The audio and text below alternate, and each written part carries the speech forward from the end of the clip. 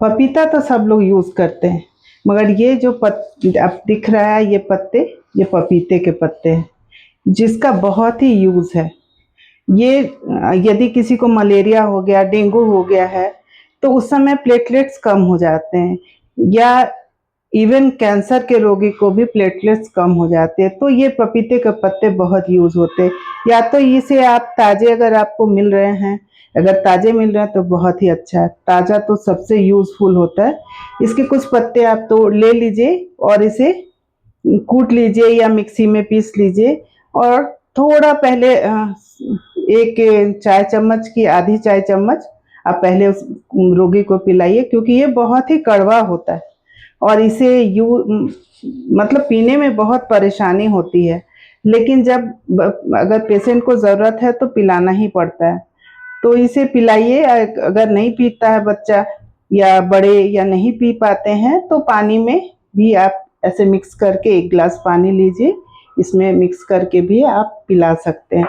साथ ही साथ आप मध के साथ इसको दीजिए, मध दैट मीन्स हनी, या मिश्री जो धागे वाली मिश्री होती है उसके साथ आप यूज़ करके दे सकते हैं।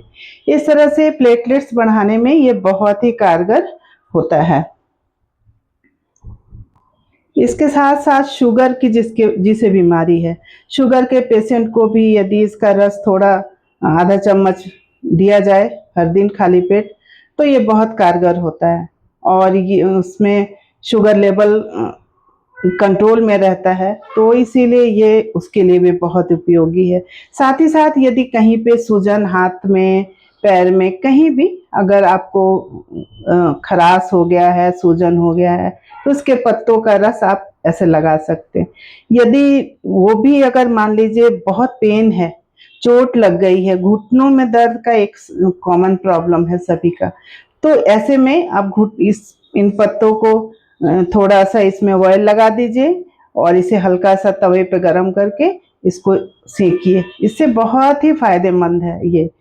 इस तरह से ये पपीता का पत्ता एक रामबाण उपाय है।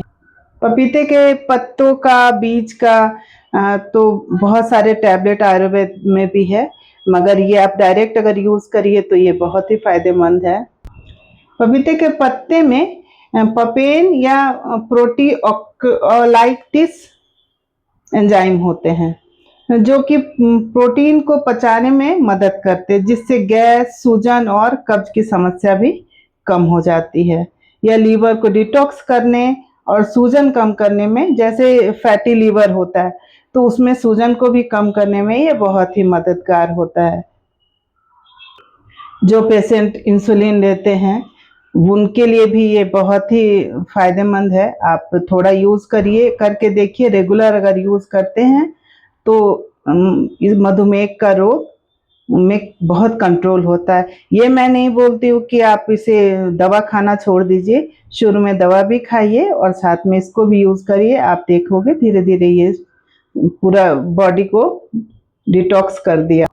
जैसा कि मैंने पहले भी बताया कि इसके पत्ते को अगर दर्द है कहीं तो उसमें लगाने के लिए, या चोट लग गया है तो इसे बांध दीजिए गरम करके, तो ये बहुत ही फायदेमंद है। बॉडी में कहीं खराश हो गया तो इसके लिए भी इस पत्तों को थोड़ा ऐसे तोड़ के ऐसे मसल के लगा देने से भी बहुत फायदेमंद होता है। साथ ही साथ बालों के लिए, सभी के बाल बहुत झड़ते हैं, अगर इसके पत्तों को मिक्सी में आप पीस लो और उसको अच्छी तरह से छान के और उसके बाद बालों में आप लगाओ, बहुत ही अच्छी ग्लेज आएगी बाल में, और बाल काले जो हो रहे हैं, जो सफ़ेद हो रहे हैं, सॉरी, जो सफ़ेद हो रहे हैं वो धीरे धीरे काले होने लगते हैं। इस तरह से ये बालों के लिए भी बहुत फायदेमंद है। अब ये प्रश्न है कि इसे कैसे यूज़ किया जाए। अगर ताज़ी पत्तियां मिल रही है तो इसे पीस लीजिए और छान कर रस निकाल लीजिए, और फिर शुरू में आधे चम्मच, फिर 1 चम्मच भी आप चाय के चम्मच से पी सकते हैं। शुरू में 1 बार पीजिए, फिर 2 बार भी पी सकते हैं। दूसरा तरीका है, जैसे काढ़ा बनाते हैं उसी तरह थोड़ा टुकड़ा ले लीजिए इसके और इसे चाय की तरह बना लीजिए। यदि आपको नहीं कड़वा लग रहा है ज़्यादा तो थोड़ा सा मिश्री या हनी डाल के आप पी सकते हैं। इसका स्वाद बहुत कड़वा होता है। और ये भी ध्यान रखना है कि इसका बहुत ज़्यादा उपयोग नहीं करना चाहिए।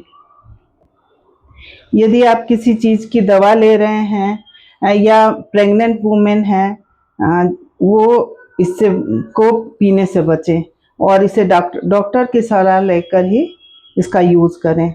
इस तरह से कुछ सावधानियां भी रखनी है, क्योंकि अत्यधिक सेवन से भी हानि हो सकता है। इस तरह से पपीता तो फायदेमंद है ही, पपीते के पत्ते भी बहुत यूज़फुल हैं। तो आपका मेरे वीडियो में बने रहने के लिए बहुत बहुत धन्यवाद। नमस्कार।